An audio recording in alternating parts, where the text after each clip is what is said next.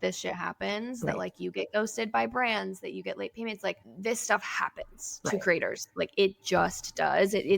And if you think you're going to be a lucky one and it won't happen to you, I hate to tell you this, but it will. Right. It will. It always does. Right. It's happened to me many times.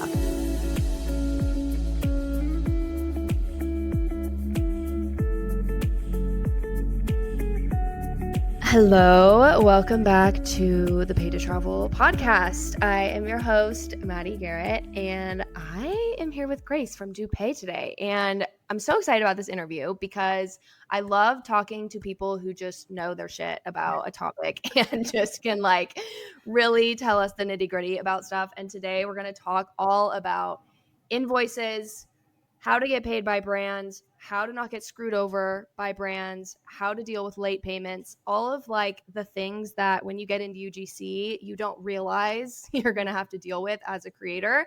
But we're going to go into it today. So, if you are new here, this is a podcast where we talk all about UGC, which is user generated content. And we talk about all the nitty gritty stuff that you need to know. Grace and I were actually just talking before this. She's like, so do you do like just travel UGC? And I was like, honestly, I feel like my audience is like, I teach general UGC to people who live an outdoor and travel lifestyle. So if that is you, hello, you're in the right place. Grace, I would love if you gave an intro just about who you are, what you do, and tell us all about DuPay. Okay, I'd love to. Thank you so much for having me, Maddie. I'm excited to be on the podcast. I love spreading information and resources that are valuable to UGC creators. So, like I said, my name is Grace. I'm a lawyer by training. I went to Columbia Law. Prior to that, I had experience in human rights advocacy. I was working at a consulting firm. During law school, I worked with the ACLU doing immigration. And after law school, I worked as a Asia program officer for a women's rights organization, really running all their advocacy in Asia. I also worked in Amsterdam with food sustainability. So as you can tell, my background is really advocacy. It's something that I've always been drawn to. It's something that's always been super important to me, being able to protect, different classes of people. And that's sort of where DuPay came from. So I had been a stay-at-home mom for about 10 years, volunteering with the community, doing basketball coaching, all kinds of fun stuff.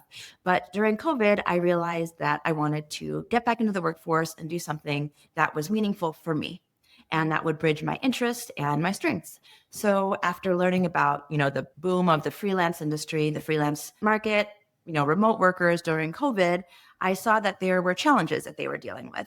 And one of those was unpaid invoices. So it was people, who had completed their work, had a solid contract, and they were still chasing their payments after it was due. And that was taking up a lot of time, creating a lot of emotional stress for people. And it just, tugged on me. It was something that I didn't find acceptable and an area where I thought I could really be helpful. So we founded DuPay, my partner and I, and it's really to provide advocacy for creators, freelancers, and small businesses who are struggling with unpaid invoices. And we wanted to maintain an affordable subscription price. So we are $19 a month or $192 a year for creators and freelancers, and then $99 for small businesses. And we really see ourselves as income protection or income insurance. So if you are in the situation, we come right in, we advocate for you, and we have an over 80% success rate in getting our customers paid, which is really high among if you compare that to collections agencies or even to just like one-off legal demand letters or automated reminders. We're very effective in what we're doing because this is what we specialize in. So that's DuPay. And in addition to our advocacy, we also provide an invoice generator and tracking system with Protected by DuPay stamp and also a contract red flag alert, because it's important to be able to know if your contract is giving you those protections that you need to maintain your payments. So we're really trying to just provide that income insurance for our customers. Okay, so we're in the presence of an icon, is what I'm hearing. I love this. I want to be like you when I grow up. No, I just think that's so cool. And I love the journey too, from like advocacy lawyer to being like, okay, let's create something that actually is going to make a difference in a way that I think most people wouldn't think of, it's kind of a niche topic and a niche service area and people that you're helping. But as someone who has been in the freelance and creator space for many years, it is a really, really frustrating thing to have to chase down payments, Right. to have late payments, to have a brand that ghosts you and you don't get paid hundreds, thousands of dollars for work that you did. And it's Right. so frustrating. So I think it's so cool that you created this. And I know you created it with your partner too. That's so cool. Yes. Yes, we're Love doing it that. together. So he also is a law school grad. He's a lawyer as well. Okay. We've been together for over 20 years at this point, and this is the first time we really started something together. I mean, aside from our children, but Yeah. it's been a really great experience. We know how to work with each other. We're both, very mission driven. So it's been a good experience, personally as well as professionally. Yeah. If you had to give like a one sentence kind of tagline for like what DuPay is and what you do, like what would it be? I would say that we are creator advocates who help you protect your creator income from start to Love. finish. Beautiful. All right. So that's who we're talking to. That's what we're getting into today. And I have some questions that I wanted to ask you, Grace, that we can just go over that I think are going to help newer and intermediate creators who maybe don't quite understand how to advocate for themselves, don't quite understand the importance of invoices and contracts and all of that stuff. Because, you know, becoming a UGC creator, it's like creating a business. Like you're a freelancer, you have Exactly. to understand these fundamentals of business. And a lot of creators get into, this creator economy not realizing that and not knowing the basics of business and contracts and things like this. So I think conversations like this are super helpful for those creators who may be like, oh my gosh, I'm in this world and I don't really know what's going on. I mean, I think you touched on a really important point. I think it's really important for creators to view themselves as a business. Even though they Yes. love the creation, they love, the energy and the creative energy around that. It's really important to have yourself be a business because this is your time. It's super valuable. It's your work. So while it's super enjoyable, it is a business and you have to always be thinking with your like business hat on because it's important if you want long-term sustainability to be able to, be a grounded business. And that's why a service like DuPay comes in because we can take the business aspect of it while you spend more time the creating while protecting your business interests. Right, 100%, and without having to, like, hire a team Right. or, like, employees or anything like that, like, this is, something that's super affordable and so helpful. Thank you. Okay, so one question that I have to get into things is, and I can kind of hit on this too, but I think a question that creators have a lot is how do you even get paid by brands? Right. And so I would love to know from your perspective what you've seen from Invoices and all these creators getting paid. What are kind of the top ways that creators are getting paid, and how does that process work? Are we sending invoices? Are we getting paid from Venmo, PayPal? Is it a bank transfer? Like, tell me a little bit about that process that you've seen. Right. Well, I mean, it's really all of the above. And Yep. sometimes we'll see that a brand or an agency has a specific way that they want to pay, but we think it's always really important for the creator to advocate for themselves in terms of their preferred method of payment. And it's all the things that you mentioned. It could be direct deposit, which is great because it doesn't have any additional fees, but you Yes. are sharing that, bank information, which is also very common in Europe. It's not as common, in the United States, but it's very common in Europe to just share that information because it is protected. But what we're seeing is the most, convenient is like a PayPal or a Stripe or a Venmo, but that may include fees. So that just has to be something that a creator is comfortable with. You can also try to negotiate for that with your the brand or the client. Trying to say, can you take processing or include processing fees? Or if you don't want to deal with that negotiation, just sort of include that in the fee and just like set it and forget it. So maybe like you usually charge $125, maybe bump that up to 130. It's not that much, but you already have that comfort of knowing that what would be the processing fee is included in that. But Yes. it's also just really important to just give them the links if possible within the invoice. That's something we do in our demand letter is we will provide a link that is how you can do immediate payment. And it's also very important that the invoices are clear, that they're professional looking. We have a free invoice generator in addition to our subscription invoice generator, but it's really just putting that basic information out, who the parties are, a description of the work that was completed, when you sent the invoice, and then when it's due. So you'll always be able to have that if you have to reference back to it. And then it's also super important to always be tracking. So like I said, we have a tracking system. It can be as simple as you want. It could be a Google sheet. Then there's more complex ways. It's just really knowing when you send the invoice, when it's due. So you're ready on your reminders if it's becoming delinquent.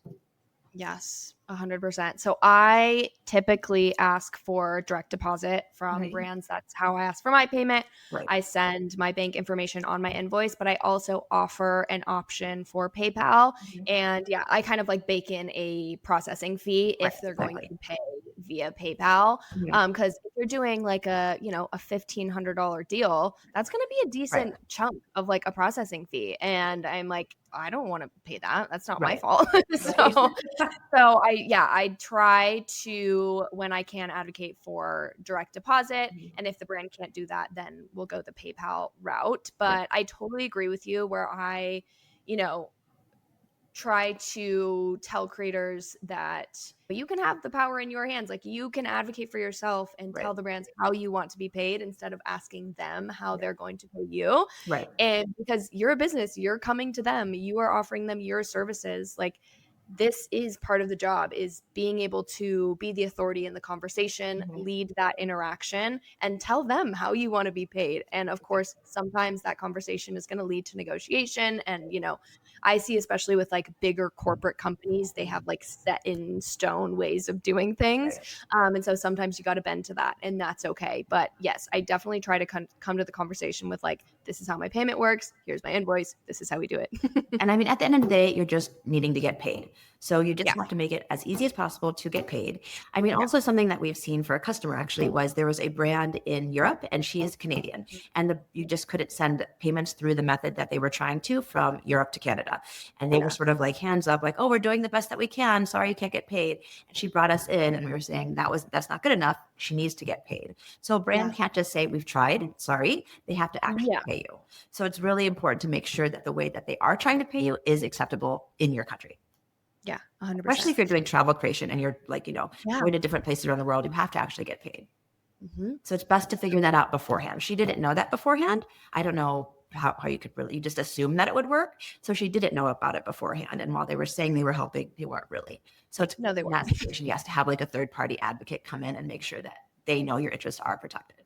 Right. And that's where DuPay would come in. Exactly. And we did get her paid. Amazing.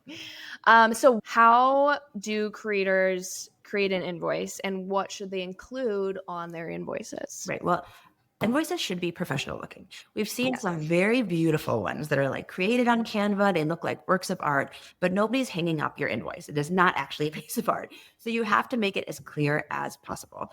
And we want you to basically have your name, the company's name, the amount that's due, when, and a description of the service. So it's really basic information, but you need to make sure that you have it all there. So they're not asking you for more information. It's Right. also super helpful to just look one more time because we've been in situations where we've gone back and forth advocating and our customer will send in an invoice and one little thing will be off. So it's always worth it, which sounds so like, of course, but you always have to double check what you're sending because you're trying to minimize any kind of bumps along the road.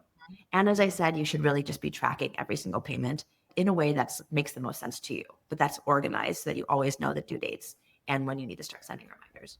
Yes. And then invoices and contracts are linked Mhm. in a way, right? Because a lot of the times you have the invoice terms and things like that in your contracts. So, do you have any tips for what creators should be including or what to look out for in contracts, Right. kind of to then back up or like protect their invoices, if that makes sense? Right. Well, when I say that you have to have a description of service in your invoice, it would ideally come from your contract. So if it's Yeah. like 2 UGC videos for $400, like you should write it as specific to the contract as possible.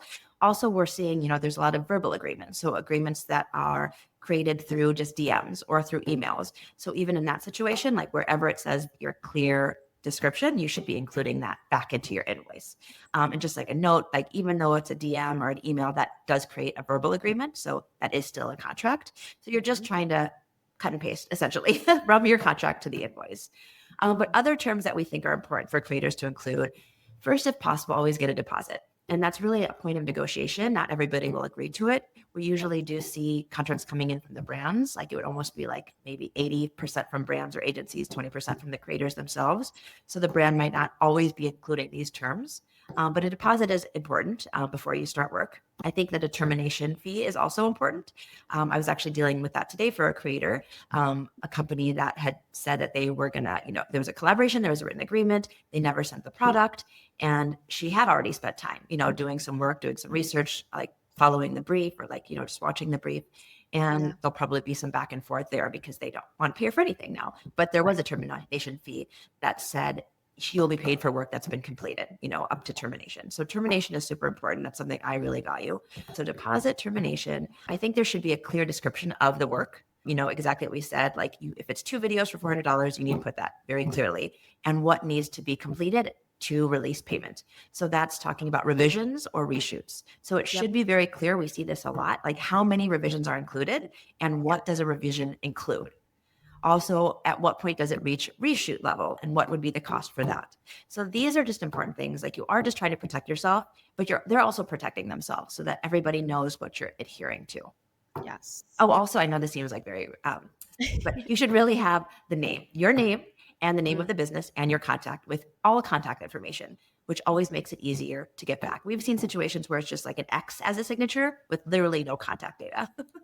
So then we all go in and do a lot of like research, especially if it's a new brand, if it's maybe like an e-com brand that's just coming out of nowhere, because there's always so much changeover. So it's just really important to have some like general contact information so you know who to go after if it's a ghosting situation.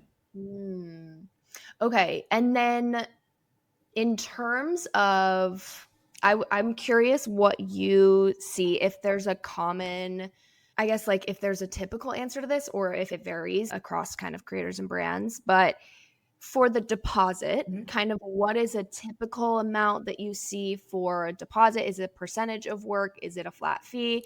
And then the terms for the rest of the payment, is that typically, like 30 days after receiving the content, or what does that look like? I mean, deposits can really be anything. It's really any amount beforehand. I usually see flat fees more than a percentage. So if it's like $200, maybe like $100 or $50, it's really just proof that this collaboration is going to happen. And you're just having that protection in your pocket if something does come up. In terms of days, I've seen anything from like payment due the next day to like 90. I've seen like net 90. And it's usually actually the bigger companies that will have those longer payment terms.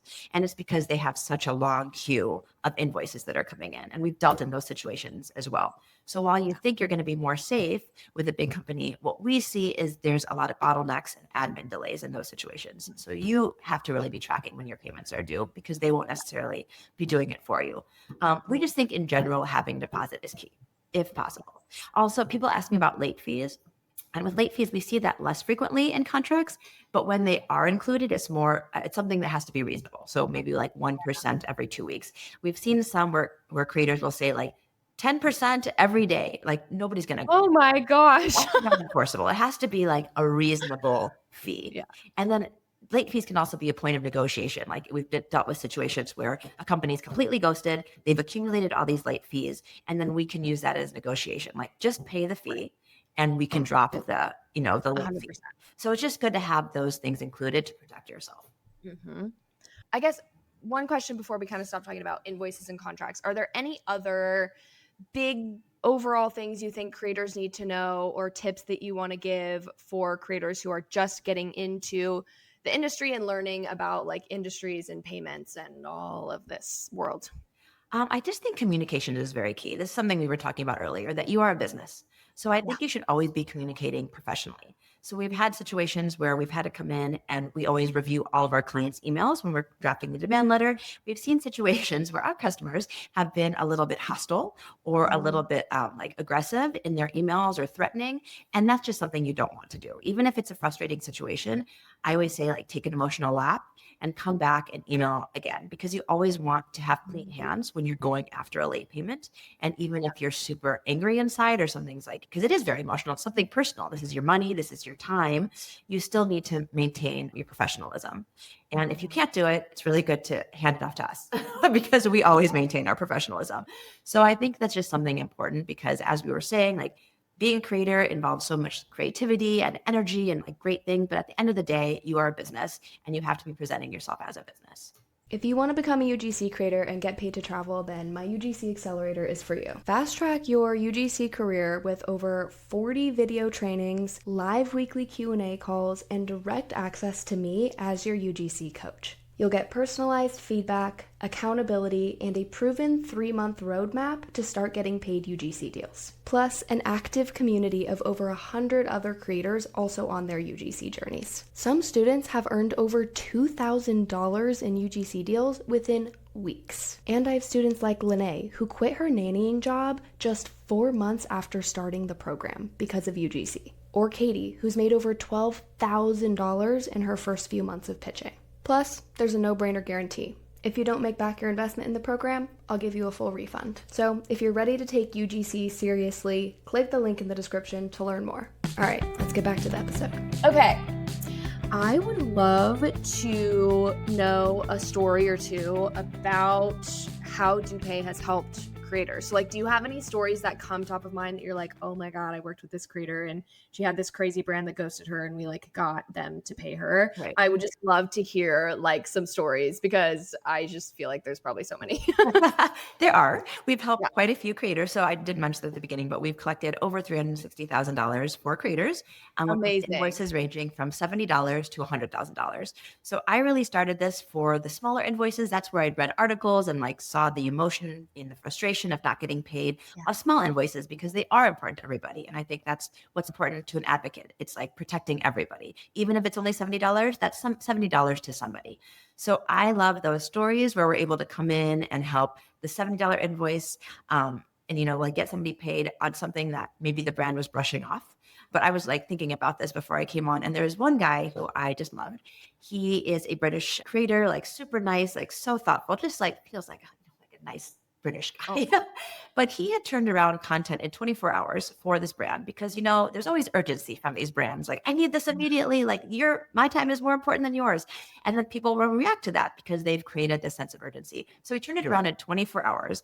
But then that led to 4 months of revisions, like nitpicking the littlest things, like making him change things. And because he's so accommodating, he allowed this to happen because he was trying to make the best content. And I think like when you're a content creator, you are a perfectionist. Like most of our customers are perfectionists. You want everything to be just the way that it should be, especially if they're giving you revisions. But after 4 months, they were like, you know what? We don't want it. We're just not going to pay you.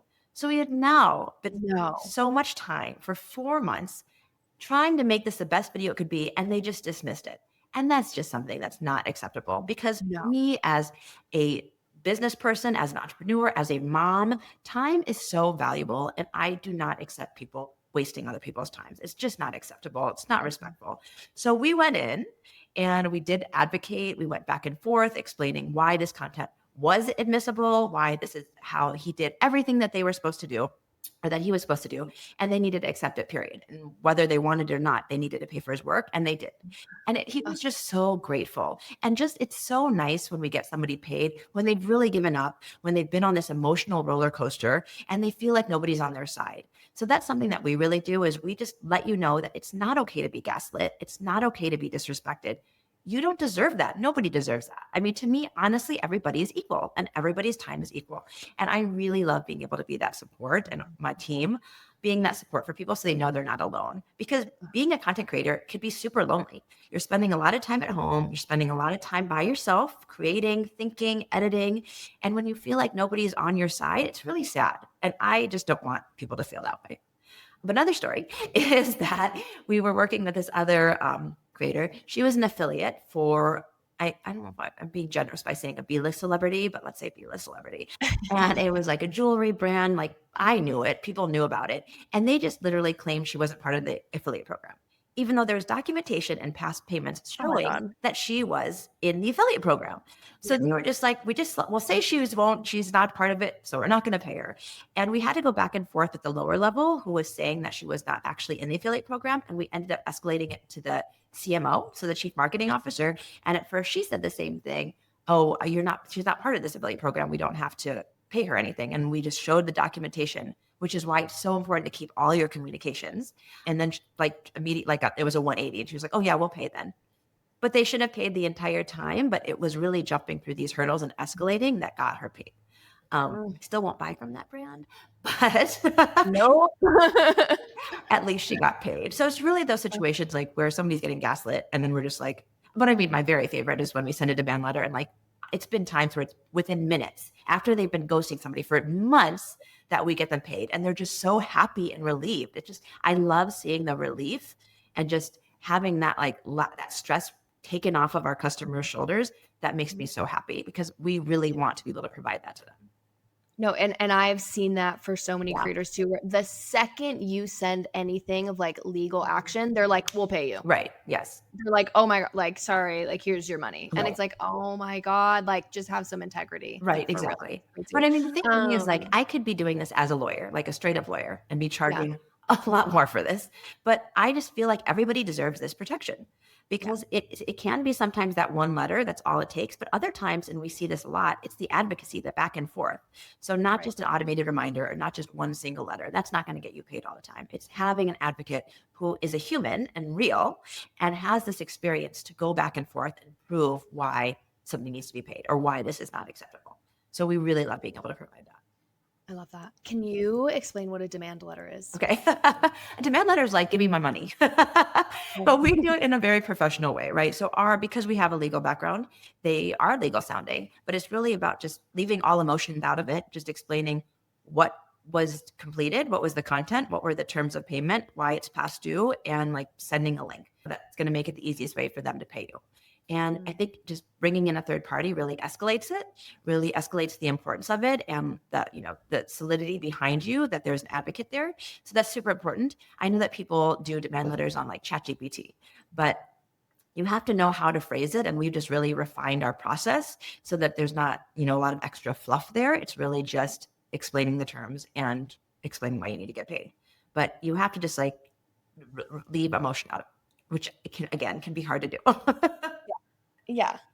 Okay, so walk me through, like, say that I am a UGC creator and I sign up for DuPay. Like, in what situations could I like come to DuPay for help? So, like, what is the most common kind of situation that you see that creators are like, help?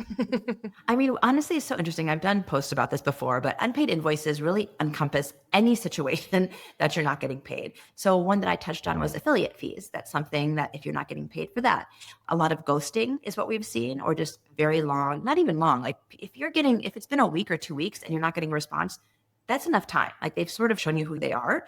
So any kind of delay in payment at all, if there's any kind of dispute, if they're saying you didn't perform up to par like they had with the British creator, and you know that you followed the brief to a T, then we can help you out. There have been situations where I just knew that they had signed on a creator thinking that maybe she looked one way, but her content didn't look that way. And that's not acceptable either. They can look through, different examples to see what she looks like, in real life.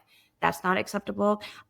We've also helped, this is interesting, a UGC creator who had won a contest for a brand, and they were just stringing her along. I think she had to submit some kind of content, but it was technically a contest. And then we helped her with that. Something that's been coming up more frequently is if like you, Maddie, produce, content for like one brand and another brand is taking it and posting it as their own.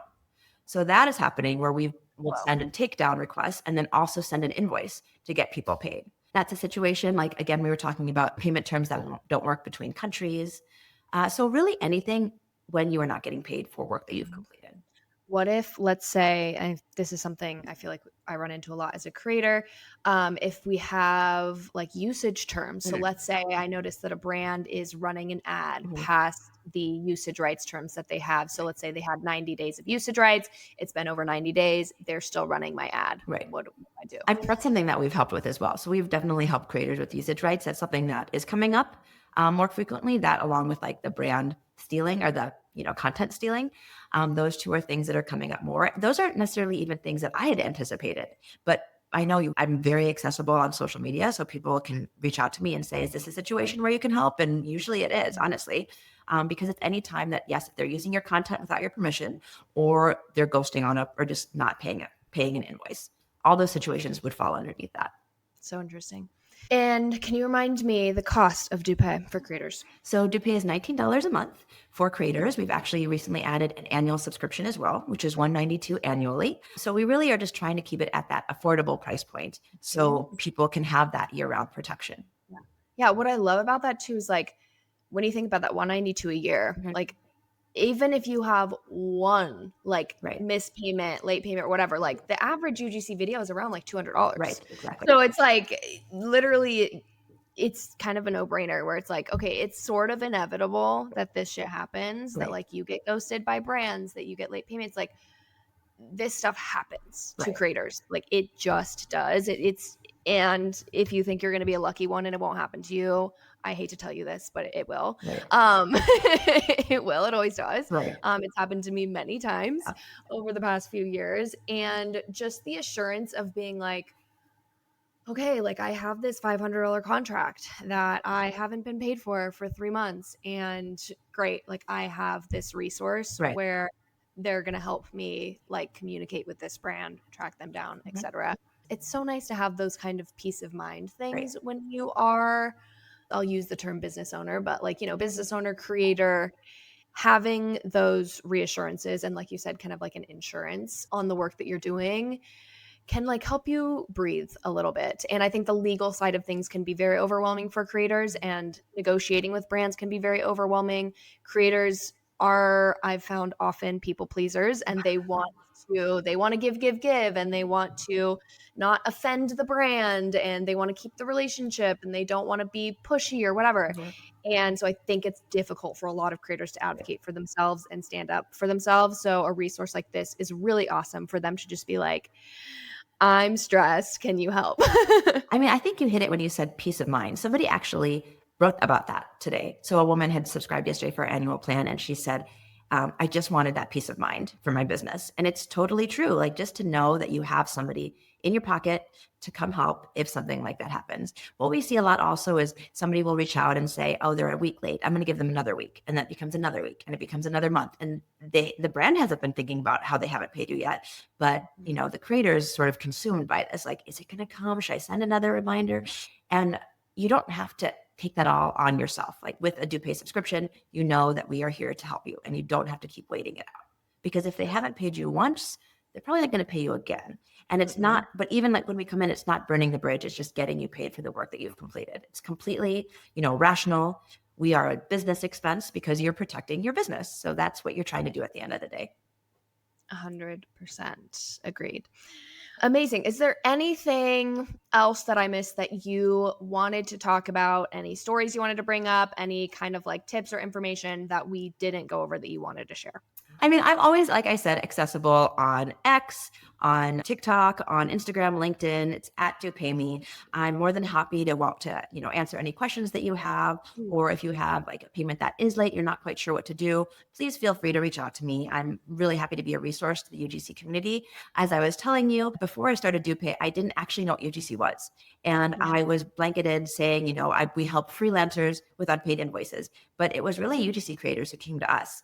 And I love that. It's because you guys hustle. There's so many different invoices. You're working on so many, collaborations at the same time that it is easy for things to fall through the cracks. And it's the same on the brand side. They're dealing with so many, creators at the same time that things fall between those cracks, or like points of contact will change very frequently, which I've seen. And it really is just like being able to help this community that I've gotten to know and that I really love. I go to, creator events, host my own. I'm part of a lot of communities. I just really love being part of the UGC community, and I'm happy to be a resource in any capacity. So, happy to be there for anybody. Reach out to me. You can also email us, check our website out. It's dupayme.com, and we'll get back to you. So please continue to use us. We're happy to be here.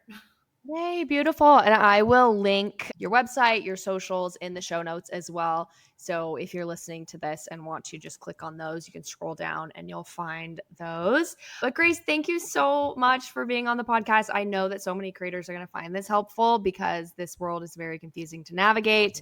And there's just, you know what? There's just so much we don't know. And like talking to someone who just comes from a law background and who is an expert in this stuff is so helpful. If you guys want to learn more about these topics, learn more about DuPay, join their membership, go check her out because they're the best and it's such a great resource. 10 out of 10 recommend. But thank you so much, Grace. I really appreciate you being on the podcast with me. Great. Thanks so much for having me. I've been having a good time. Yay. Awesome. Thank you so much. And I will see you guys in the next episode.